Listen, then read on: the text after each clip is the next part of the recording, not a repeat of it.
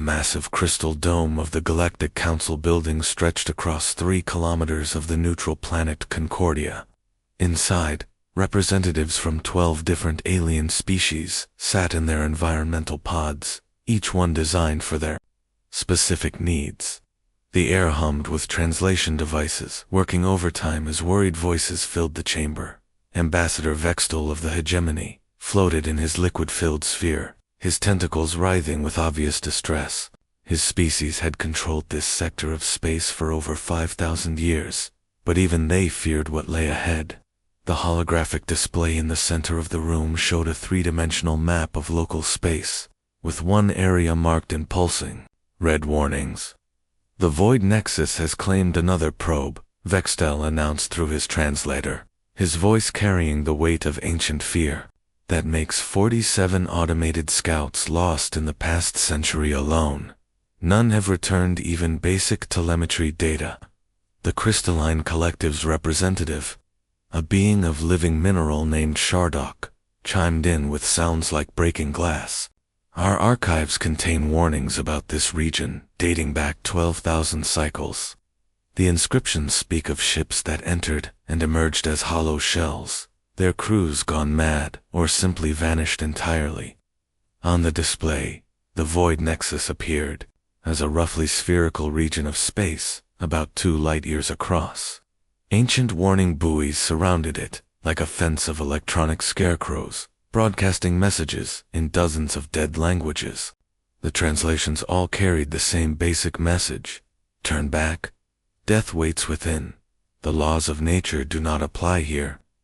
Elder Mothwing of the Eternal Swarm buzzed nervously, her insect-like wings creating a soft worry sound. "My ancestors' genetic memories contain fragments of terror about this place. Ships that entered experienced time flowing backwards, gravity that pulled in directions that do not exist. Space itself twisted into shapes that drove crews to madness." The other ambassadors nodded, or made similar gestures of agreement, according to their species' customs. The Void Nexus was the galaxy's ultimate forbidden zone. Even the most advanced civilizations gave it a wide berth, rerouting trade lanes and exploration routes around it like water flowing around a stone. "The energy readings alone are enough to explain why no one returns," added Tech Prime Zulkar of the Machine Collective, his cybernetic voice crackling with static. "Electromagnetic storms that would fry any known shielding. Gravitational anomalies that could tear apart a battleship. And the temporal distortions, ... double quotes." He paused, his optical sensors dimming. "Time itself becomes unreliable. Cause and effect break down. The very foundations of physics crumble." The chamber fell silent as each representative contemplated the horror of such a place. 4 species that had mastered faster than light travel and conquered entire star systems. The Void Nexus represented something truly terrifying, the unknown, that could not be conquered or understood. 3,000 light-years away, Captain Kim Hanna stood on the bridge of the human exploration vessel Dauntless, studying the same coordinates with entirely different eyes. The ship was one of humanity's newest deep space explorers, equipped with the best technology Earth could provide, and crewed by 47 of their most experienced space travelers.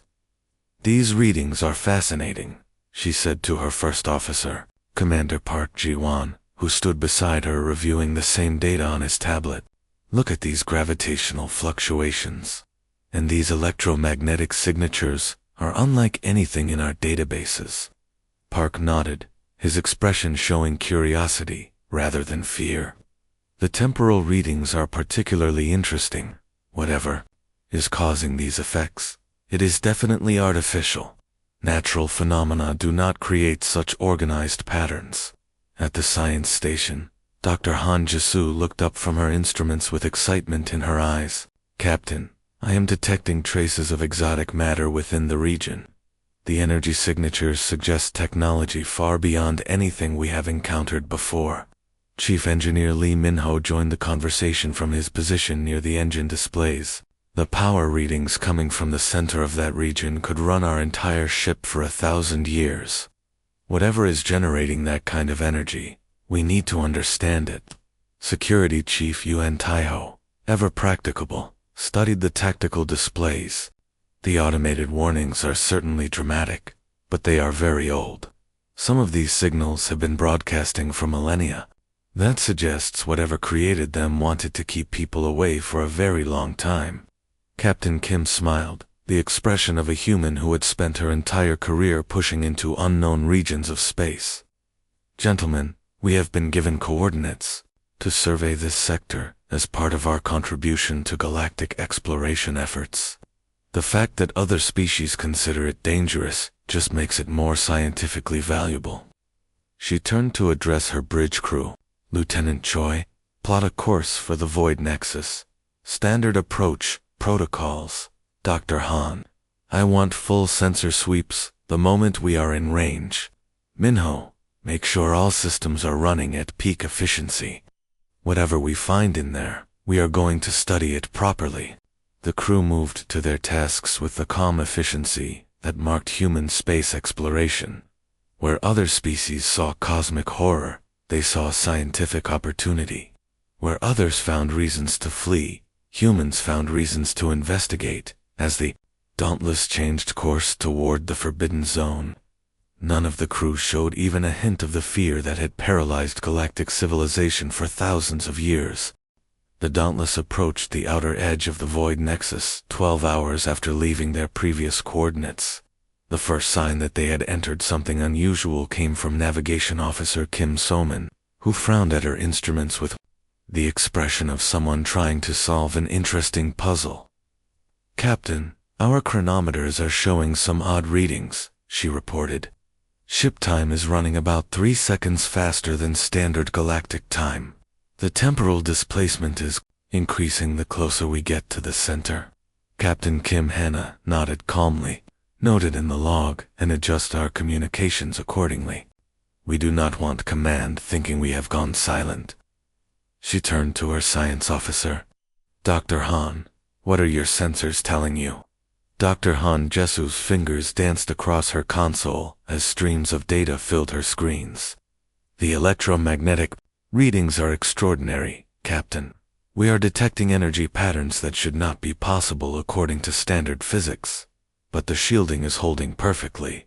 Whatever is causing these effects, our technology seems capable of handling it. At the engineering station, Lee Minho monitored the ship's systems with the focused attention of someone watching a complex machine perform exactly as expected. Hull integrity remains at 98%, he reported. The gravitational stress is well within normal parameters. The engines are actually running more efficiently than usual. Outside the viewports, space itself had begun to change. What should have been the familiar darkness filled with distant stars now showed swirling patterns of color that had no names in any human language. Gravity pulled in directions that instruments could detect but minds could not easily process. Reality seemed to bend around the ship like water flowing around a stone. This is remarkable, breathed Dr. Han as she studied the readings. We are observing physics that exist nowhere else in known space. The fundamental constants are shifting in real time. What we are seeing should be impossible, but it is happening right in front of us. Lieutenant Choi Nari at the helm found herself making constant small adjustments as space-time itself seemed to flow around them like a river with changing currents. The navigation computer is having trouble plotting straight lines, she reported with professional calm. Space is curved in ways that our mapping systems were not designed to handle. But I can compensate manually. Commander Park, G1 studied the tactical displays, noting how the ship's sensors were picking up energy signatures unlike anything in their databases. Whatever is at the center of this region is generating enormous amounts of power. The readings suggest something artificial, but on a scale we have never encountered before. Security Chief Yun Taiho monitored the internal ship systems, watching for any signs that the strange effects outside might be affecting the crew. All personnel report normal status, he announced. No unusual psychological effects. No equipment failures related to the external phenomena. The deeper they traveled into the nexus, the more extraordinary the readings became. Space around the ship twisted into geometries that hurt to look at directly. Time flowed in eddies and currents, sometimes speeding up for a few seconds, sometimes slowing to a crawl. The ship's artificial gravity system worked overtime to keep the crew oriented as the outside universe refused to follow normal rules. "Captain," Dr. Han called out, her voice filled with scientific excitement rather than fear, "I am detecting a massive artificial structure at the center of the region. The power signature is off our measurement scales. Whatever built this thing, they had technology that makes our most advanced systems look like stone tools." On the main screen, something began to take shape as their sensors pierced through the swirling energies of the Nexus. At first it appeared as just a dark spot against the chaotic background, but as they drew closer, the true scale became apparent. The structure was enormous beyond easy comprehension. It stretched for hundreds of kilometers in every direction, a geometric impossibility that seemed to exist in more dimensions than human eyes could properly see. Its surfaces shifted between states of matter, sometimes appearing solid as metal, sometimes transparent as glass, sometimes seeming to exist in several different phases simultaneously. "The architecture defies every engineering principle we know," Lee Minho reported, his voice filled with professional fascination. "The stress patterns should cause immediate structural failure, but the materials are clearly stable. We are looking at construction techniques that are completely beyond our understanding." The structure appeared to be partially phased between different dimensions, with sections that flickered in and out of normal space-time. Lights moved across its surface in patterns that suggested intelligence and purpose, though their meaning remained completely alien. "Life signs?" asked Captain Kim.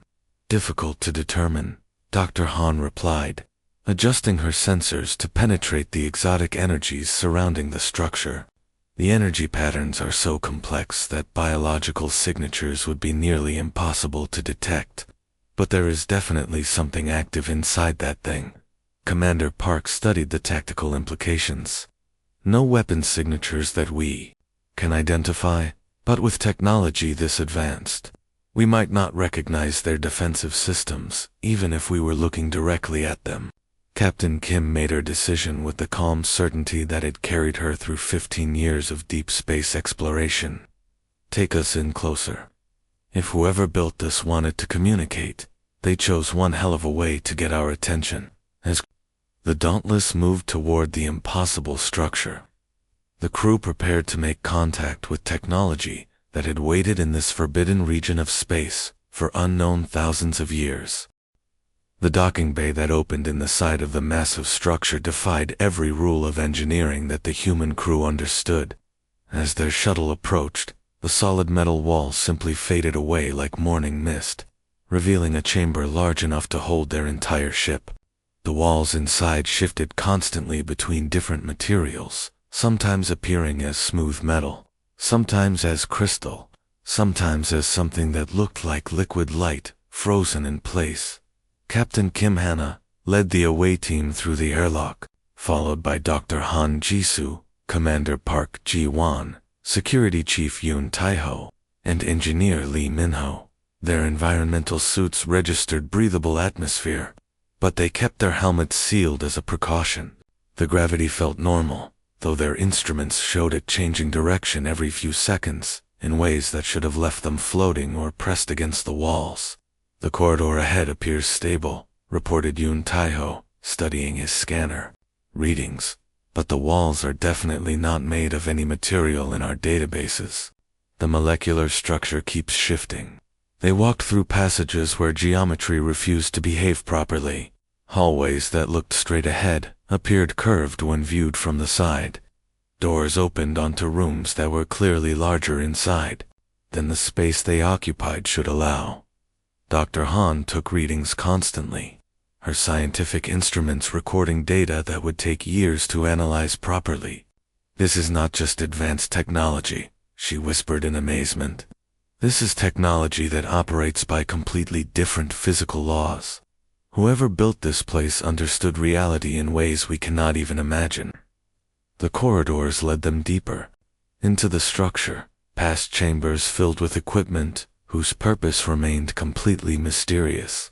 Some rooms contained what looked like star charts, but showing constellations that existed in no known galaxy. Others held devices that hummed with power, but served no identifiable function. At the heart of the structure, they found a vast circular chamber with a domed ceiling that displayed the swirling energies of the void nexus in real time. In the center stood a pillar of crystalline material that pulsed with internal light, and within that pillar, something waited for them. The entity that materialized was not physical in any way the humans could understand. It appeared as a shifting pattern of light and energy contained within the crystal matrix, sometimes taking shapes that looked almost familiar, sometimes existing as pure geometric forms that hurt to observe directly. "Welcome, children of soul," the being spoke, though no sound came from the crystal. The words appeared directly in their minds, translated instantly into perfect understanding. "I am the guardian of this place.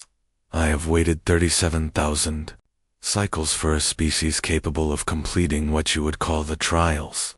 Captain Kim stepped forward, her voice steady despite the overwhelming strangeness of the situation. "We are explorers from Earth.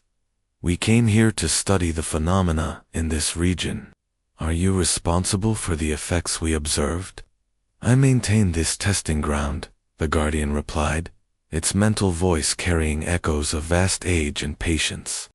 "The predecessors who built this place transcended physical existence long ago, but they left behind a gift for whatever species proved worthy to inherit their knowledge." The light within the crystal pulsed brighter as it continued. "Every species that has discovered this place has attempted the trials. The hegemony sent their finest warriors. The crystalline collective dispatched their greatest minds.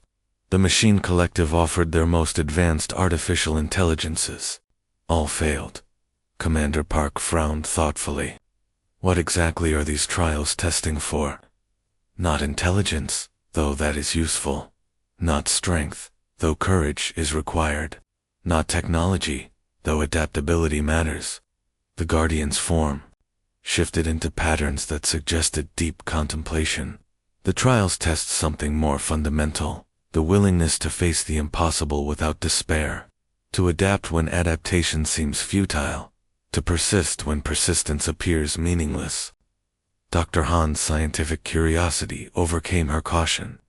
"The other species that attempted these trials, what happened to them?" "They fled," the Guardian replied simply. "When faced with challenges that bent reality itself, when confronted with problems that had no logical solutions, when forced to operate in conditions where their understanding of the universe became meaningless, they turned back. Fear overwhelmed them. Despair defeated them before they could begin." Security Chief Yoon studied the chamber around them, noting the strange way shadows fell in directions that had no light source. "What makes you think we will be different?" The Guardian's attention focused on him with an intensity that felt like standing under a microscope. "Because you are already different.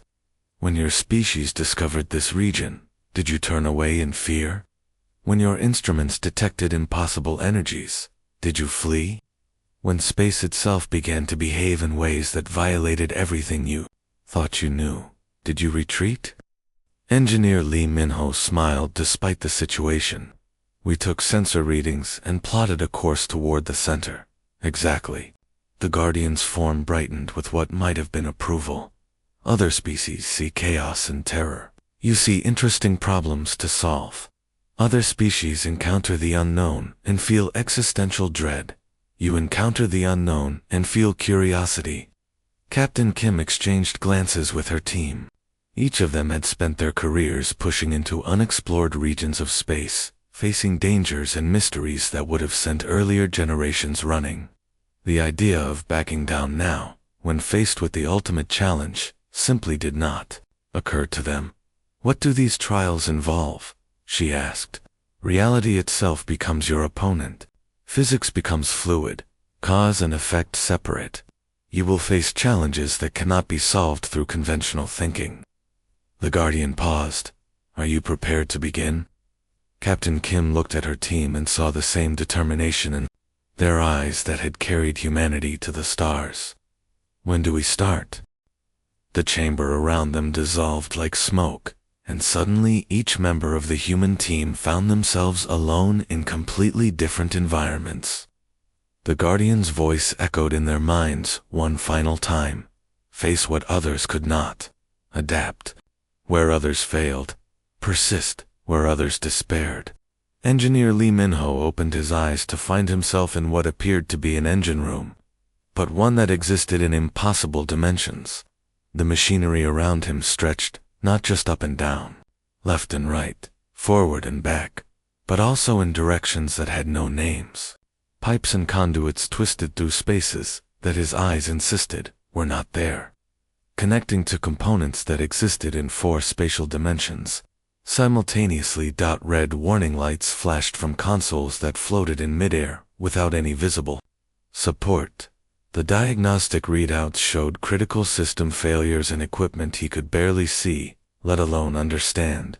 A normal engineer would have gone mad trying to comprehend the geometry of the broken machinery. Minho rolled up his sleeves and got to work. Okay, he muttered to himself. So space has extra directions here. That just means I need to think in more dimensions. He closed his eyes and worked by touch, letting his hands follow the flow of power through conduits that his mind could not properly visualize. When his tools could not reach components that existed in the 4th dimension, he improvised, using magnetic fields to manipulate parts he could not directly touch. Dr. Han Jisoo found herself in a laboratory where cause and effect had become completely confused. She watched in fascination as experiments completed themselves before she had started them. Notes appeared on her tablet describing observations she had not yet made.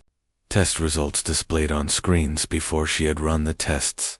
Specimens in glass containers grew backwards through their life cycles while she took measurements that recorded data from their future states. The temporal paradox should have driven her to despair, but instead, she adapted her scientific method to work with backwards causality.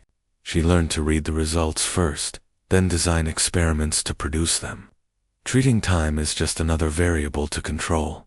Commander Park discovered himself standing in what looked like a command center, but every decision he made created visible alternate versions of himself.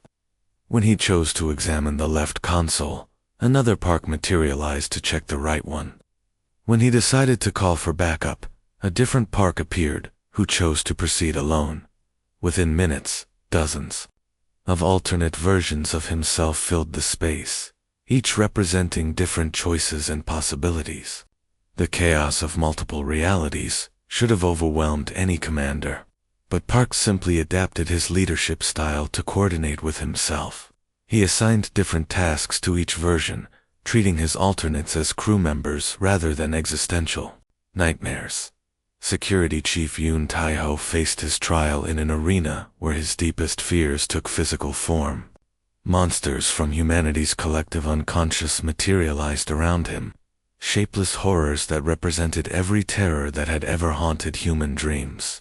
The creatures attacked with claws made of pure dread and teeth, forged from ancient nightmares. Other species had fled from this trial in absolute panic, unable to face the physical manifestation of cosmic terror. Yoon simply drew his sidearm and started shooting. Fear is just another tactical situation, he said calmly as he fought creatures that should not exist. You analyze the threat, you develop a response, and you execute the mission. Captain Kim found herself in the most challenging trial of all. She stood on what appeared to be the bridge of a ship, but outside the viewports stretched the entire observable universe.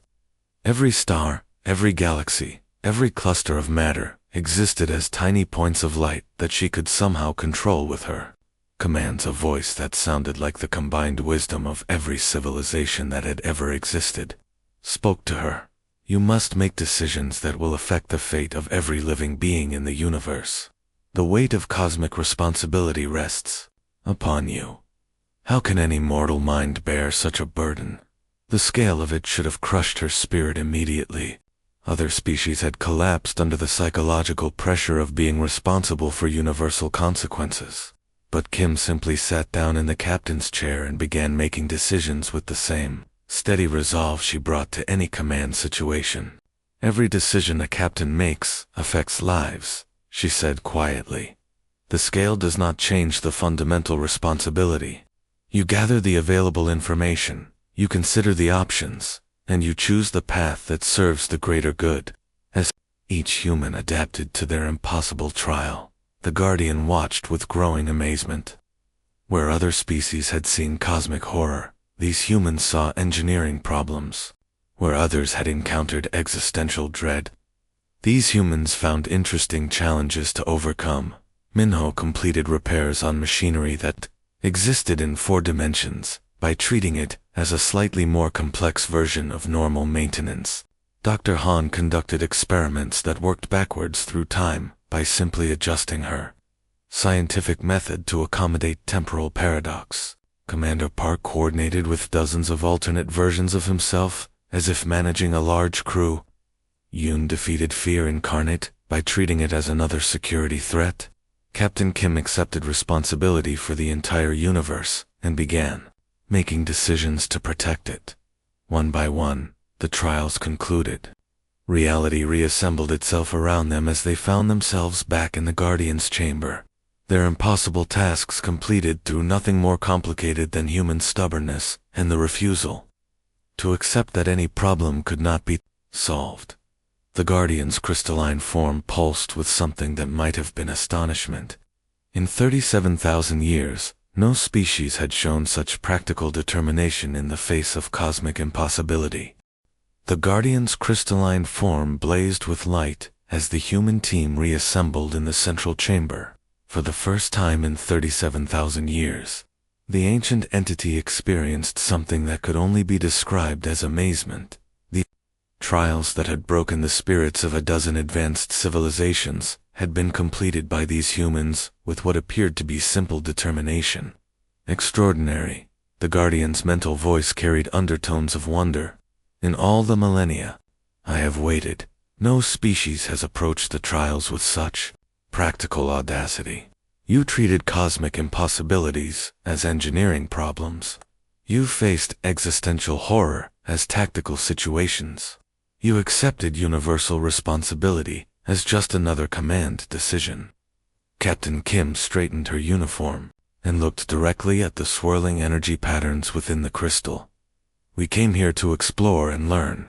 The challenges were unusual, but our mission remained the same. This is precisely why you have succeeded where others failed, the Guardian replied. The hegemony sent warriors who were crushed by fear. The crystalline collective sent philosophers who were paralyzed by the meaninglessness of existence. The machine collective sent artificial minds that crashed when confronted with logical impossibilities. But you, the entity paused, its form shifting into patterns that suggested deep contemplation. You simply adapted and continued working. The chamber around them began to change. The walls became transparent, revealing vast spaces beyond filled with technology that defied description. Machines the size of cities hummed with power that could reshape reality itself. Databanks containing the accumulated knowledge of a civilization that had transcended physical existence stretched into infinity. The predecessors left all of this as a gift, the Guardian explained. They evolved beyond the need for physical form eons ago, but they remembered what it was like to struggle against the limitations of matter and energy. They built this repository for whatever species proved capable of inheriting their legacy. Dr. Han's scientific instruments went wild as they detected energy signatures beyond anything in human databases. The technology here could revolutionize everything we know about physics, she whispered in awe. Faster than light travel, matter manipulation, energy generation that taps directly into the fabric of space-time itself. Engineer Lee Minho studied readouts that showed power systems operating on principles he had never imagined. These energy sources could run our entire civilization for millions of years without depleting any natural resources. And the construction techniques, ... double quotes. He shook his head in amazement. They could build habitable worlds from raw matter. The Guardian guided them through chambers containing technologies that made their most advanced systems look primitive by comparison. Devices that could transform dead planets into garden worlds in a matter of years. Medical equipment that could extend lifespans indefinitely while maintaining perfect health. Transportation systems that could move instantly between any 2 points in the universe. But the greatest gift is not the technology itself, the Guardian continued. It is the understanding behind it. The predecessors learned that the universe has no true limitations, only challenges that require creative solutions. They discovered that reality itself is far more flexible than most species believe. Commander Park examined star charts that showed regions of space previously considered completely uninhabitable. With this knowledge, we could establish colonies anywhere. Neutron stars, black holes, the event horizons of collapsed realities. None of it would be impossible anymore. Exactly, the Guardian confirmed. The predecessors chose to transcend physical existence, but they recognized that other paths were equally valid. They left this inheritance for a species that would use it to explore and grow, rather than simply accumulate power. Security Chief Yoon studied defensive systems that could protect entire star systems from any conceivable threat. This technology could ensure that no human settlement would ever be vulnerable to natural disasters or hostile forces again. The Guardian began to fade as its ancient purpose neared completion.